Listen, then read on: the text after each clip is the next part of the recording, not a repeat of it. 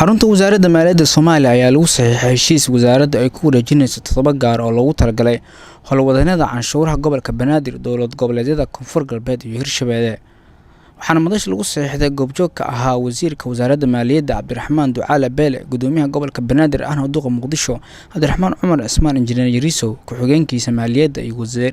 wasiirada maaliyadda ee dowlad goboleedyada Hirshabelle iyo Koonfur Galbeed wasiirka maaliyadda xukuumadda federaalka ee Soomaaliya Cabdiraxmaan Ducaale Beele oo furayaasha gawaarida ku wareejiyay mas'uuliyiinta dowladda goboleedka iyo gobolka Banaadir ayaa sheegay in dowlad goboleedyada harena ku wareejin doonaan gaadiidka loo qondeeyay oo diyaarsan ujeedkuna yahay xoojinta hay'adaha canshuuraha ee heer gobol lacagta waxay ahayd boqol kun oo la siiyay shanta gobol iyo gobolka Banaadir oo loogu talagalay in canshuuraha habeentooda ay ka caawiyaan socodka dhalinyarta ka shaqeynaysa canshuuraha inay ka caawiyaan boqolkii kuna qolo walba ku soo hagaagay waxa loogu talagalay qayb IT-da ah iyo qayb transportation-ka ya socodka marka muxuu ahaa region waliba doortay isagu sidoo kala qaybinayay uu kala qaybiyay inta badan regionadu waxay doorteen laba gaari iyo wixii soo hadho IT-da Hirshabelle mooyaane Soomaha iyo Jubbaland marka halkan waxay leeyahay marka 7 gaari weeye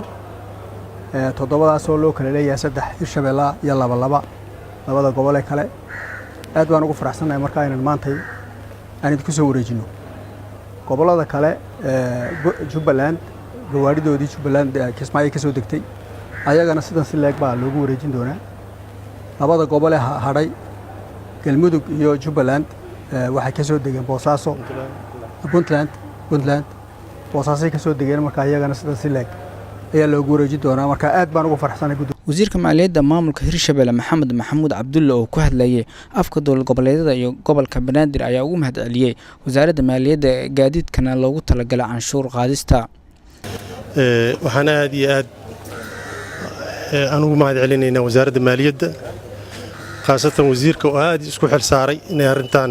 hirgasho waa ogtihiin dowladda canshuur qaadan dowlad ma noqoto annaguna waxaana laga rabaa inaan gawaaridan ku isticmaalno wixii loogu talagalay oo in canshuurta lagu ururiyo muddo dheer ay qaadatay